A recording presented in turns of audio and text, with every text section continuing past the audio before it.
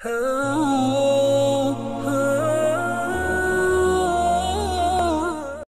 भाई ने बहुत ही प्यारा और अहम सवाल पूछा है कि नबी करीम सल्लल्लाहु अलैहि वसल्लम की ताज़ीम व तौक़ीर कुरान और सुन्नत की रोशनी में।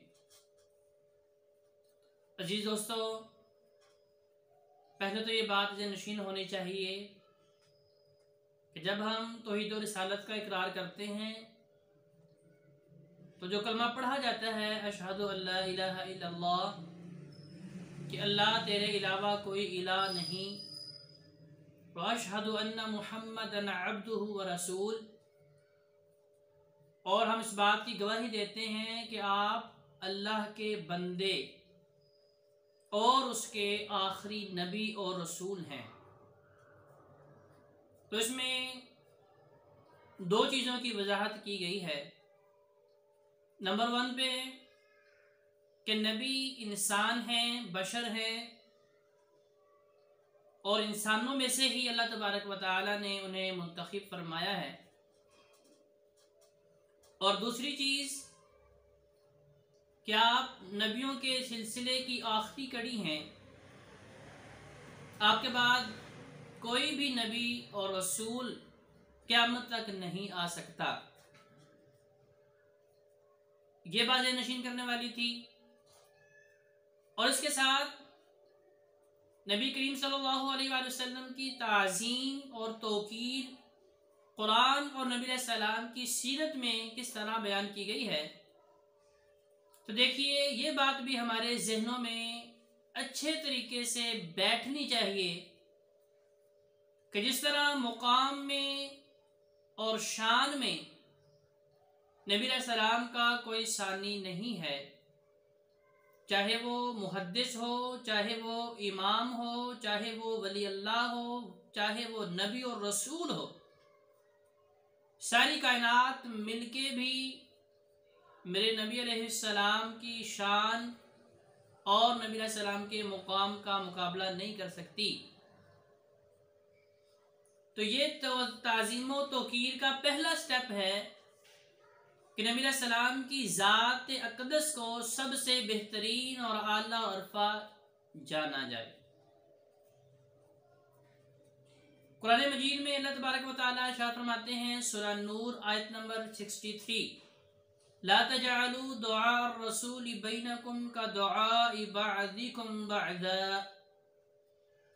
क्या लोगों, जिस तरह ये बहैसियत ज़ात कोई आम इंसान नहीं, कोई मामूली इंसान नहीं, तो इसी तरह तुम जब आपस में एक दूसरे को बुलाते हो, गुफ्तगू करते हो, आपस में बुलाते वक्त जो तुम्हारा अंदाज़े तकल्लुम और अंदाज़े गुफ्तगू होता है, जिस तरह तुम किसी का नाम लेके पुकारते हो और बुलाते हो, ये अंदाज तुम्हारा मेरे नबी को बुलाते वक्त नहीं होना चाहिए। अल्लाह ताला क्या फरमा रहे हैं कि तुम मेरे नबी को, मेरे रसूल को आपस में उस तरह ना बुलाया करो जिस तरह तुम आम लोगों को बुलाते हैं। तो गोया कि अल्लाह तबारक व तआला नबी सलाम की ताज़ीम का तरीका बता रहे हैं, सिखा रहे हैं कि नबी सलाम को उस तरह निदा नहीं देनी, उस तरह नहीं पुकारना।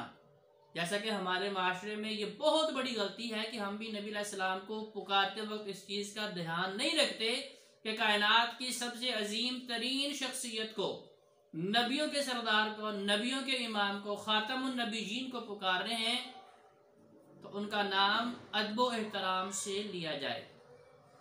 खुद साख्ता तौर पे तो बहुत सी चीज़ें माशरे में दिखाई देती हैं कि आप हाथों को चूमें, अपनी आंखों को लगाएं, ये करें, ये करें, लेकिन जो अल्लाह तबारक व तआला इरशाद फरमा रहे हैं कि जिस तरह आपस में बुलाते वक्त नाम लेके पुकारते हो, उस तरह तुम मेरे नबी को नाम लेके ना पुकारा करो।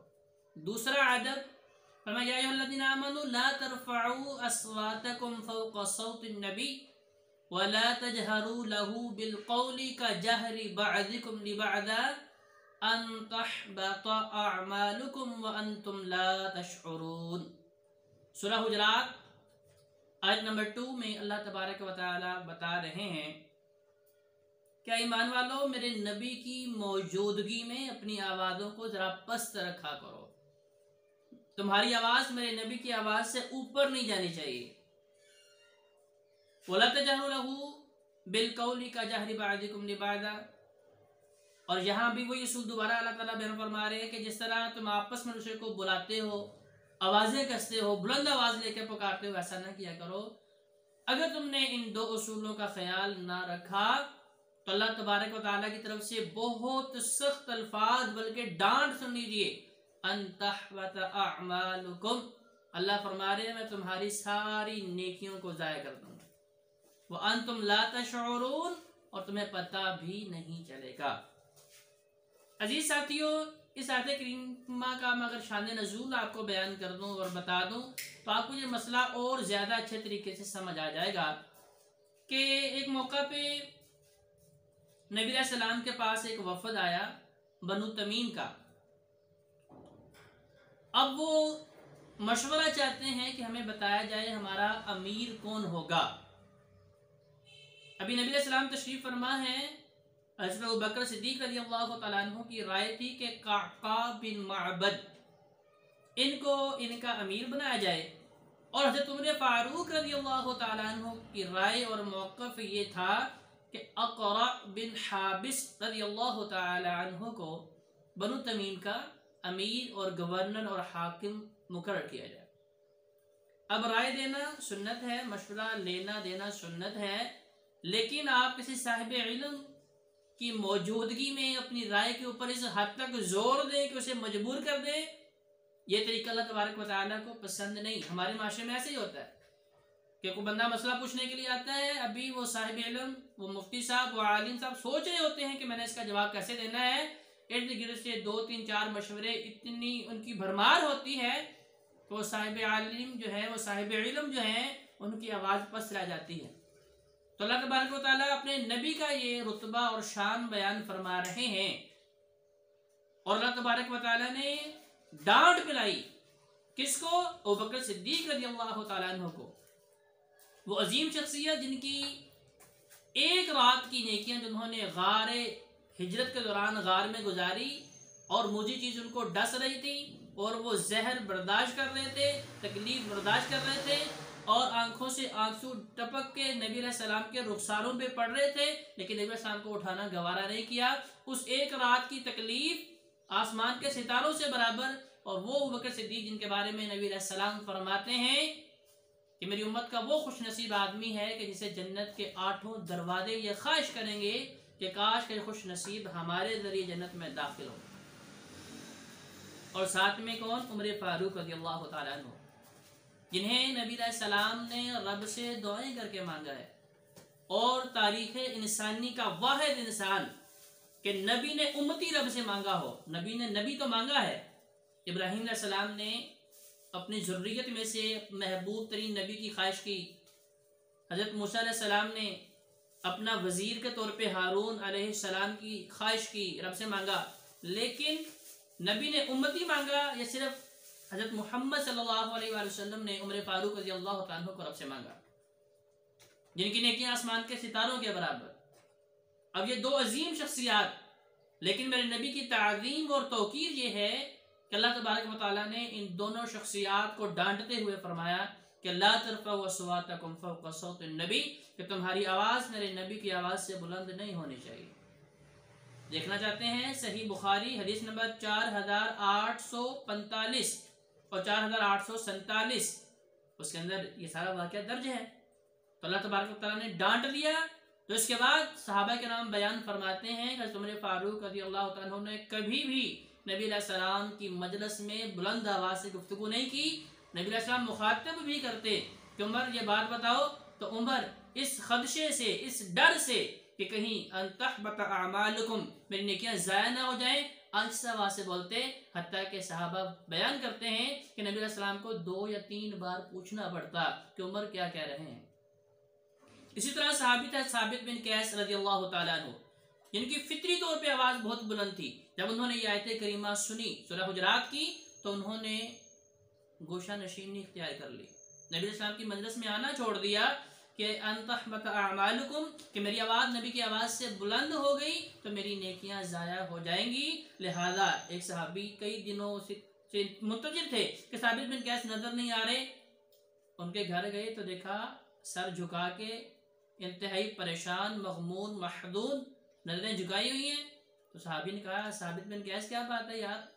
कहा यार जब से आयत करीमा नाजिल हुई है, क्योंकि मेरी आवाज़ फितरी तौर पे बुलंद है, तो मैंने नबी अलैहि सलाम की मजलिस में जाना छोड़ दिया है कि अगर मेरी नेकियां ज़ाया हो गई तो फिर मैं तो जहन्नम का ईंधन बन जाऊंगा। वो सहाबी भी बड़े परेशान हुए। उन्होंने आके नबी करीम सल्लल्लाहु अलैहि वसल्लम को आके बताया। तो नबी अलैहि सलाम ने उन्हें बुलाया साबित बिन कैस को और उनसे कहा कि भाई इससे मुराद ये है कि जब नबी अलैहि सलाम किसी बात का हुक्म दे रहे हो तो उसके सामने जो है अगर आप अपनी राय पेश करते हैं, जैसा कि हमारे माशरे में होता है कि जब नबी अलैहि सलाम की बात आ जाती है, हम कहते हैं नहीं जी मेरे इमाम ने ये कहा, मेरे मौलवी साहब ने ये कहा, मेरे मुफ्ती साहब ने ये कहा, मेरे कारी साहब ने ये कहा, मेरे बुजुर्गों ने ये कहा। तो अजीज साथियों, ये भी नबी अलैहि सलाम की शान अक़दस में गुस्ताखी है और नबी अलैहि सलाम की आवाज़ को पीछे छोड़ के अपने बुजुर्गों की बात को, अपने बड़ों की बात को फोकियत देने वाली बात है।